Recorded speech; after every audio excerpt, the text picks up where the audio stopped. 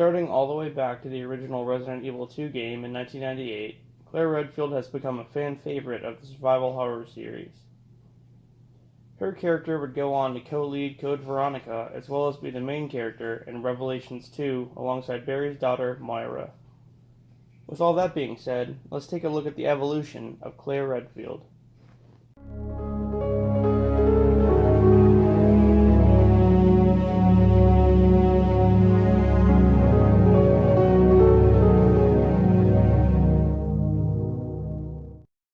In Part 2, Claire Redfield is introduced as the younger sister of STARS team member Chris Redfield. Following the events at the Spencer Mansion in Part 1, she arrives in town after Chris goes missing. What she finds is horror. No? Was that too much? Alright, anyway, once in town, she meets rookie RPD officer Leon Kennedy, who also just got to town. Together, they discover that Raccoon City has been overrun with zombies and other horrific creatures due to the outbreak of the T-Virus, a virus created by the Umbrella Corporation, who funds the town, but are secretly doing genetic experimentation. Throughout the course of the game, she has to run from a bioorganic weapon, or BOW, called Mr. X. And then, Claire befriends a little girl named Sherry, whose parents succumb to the outbreak, and they escape together just as the city gets destroyed. Then, in Code Veronica, Claire travels to Rockfort Island, where Umbrella's main headquarters is located, after hearing that Chris may be there. She gets captured and ends up meeting another inmate on the island named Steve Burnside, who was arrested for the sins of his father, an Umbrella employee who attempted to leak information. Anyway, they discover that Alfred Ashford and his twin sister Alexia control the island, and they attempt to stop them, only for Steve to get injected with a different version of the virus, called the T-Veronica virus.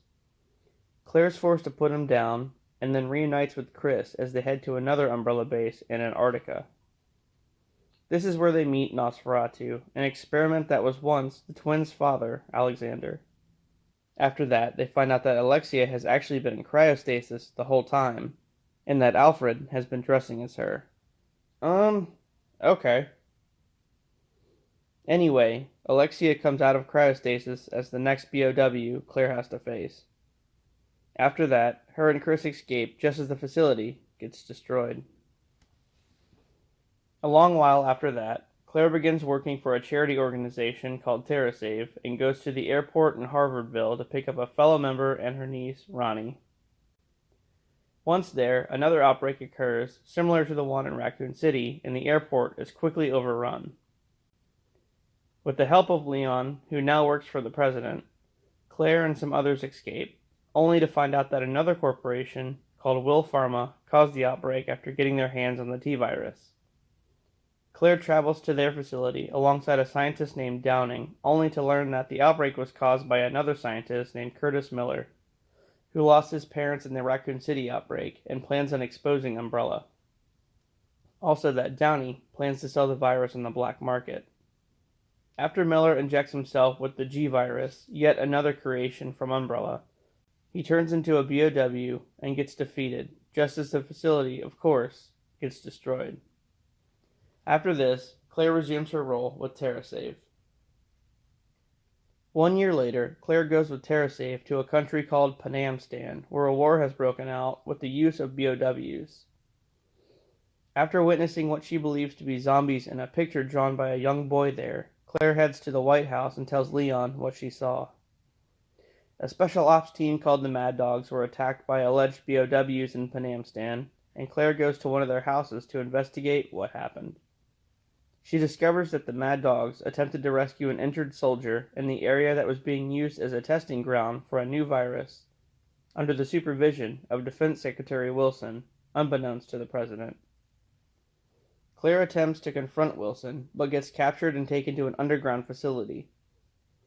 Leon arrives to save Claire after she nearly falls into acid, and then they are forced to fight Jason, one of the Mad Dogs who injected himself with a new virus. Once he's defeated, Wilson goes into hiding as Leon and Claire part ways. After disagreeing about the release of the information to the public, Claire wants to release it, but Leon refuses. 5 years later, Claire is at a TerraSave party with a new member, Myra Burton, the daughter of STARS team member Barry from the first game. The party is raided by mercenaries, and Claire and Moira are captured. They're taken to a remote island where they're attacked by Afflicted, which are mutated humans. The two are able to make a distress call to Barry Burton, who arrives on the island to save them, only for Barry to find out that the distress call was from 6 months earlier. Sometime later, in a small fishing village on the island, the Overseer, the one in charge of everything, tells Claire and Moira that they've been selected to become test subjects for a new virus called T-Phobos, which responds to fear. They attempt to escape in a helicopter with the help of their friend Gabe, but the Overseer sabotages the controls, and the helicopter crashes, killing him. Then Claire and Moira arrive to the Overseer's tower to confront them, and learns that it's actually Alex Wesker, one of the Wesker children, alongside Albert Wesker from Part 1. Basically, a long time ago, there were a bunch of children in an orphanage that Umbrella experimented on. Anyway, once they confront her, Alex shoots herself, causing the tower to not only self-destruct, but for her to mutate into a BOW. Myra then sacrifices herself so that Claire can escape. And this is pretty much where Claire's game storyline ends. She did pop back up in the RE2 remake, but that's just a retelling of the second game. Also, Ali Larter played Claire in the Resident Evil Extinction, Resident Evil Afterlife, and Resident Evil Final Chapter movies, all of which were trash, really. They made Claire the leader of a convoy in the desert after the T-Virus destroyed the world.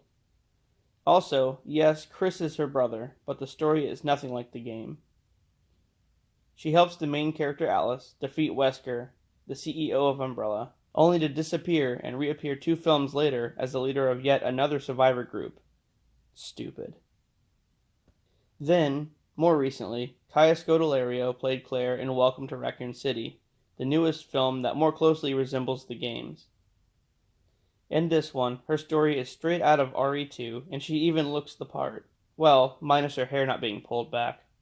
Damn it. Anyway, guys, that was the evolution of Claire Redfield throughout the Resident Evil series. Thank you for watching, and I'll see you guys later.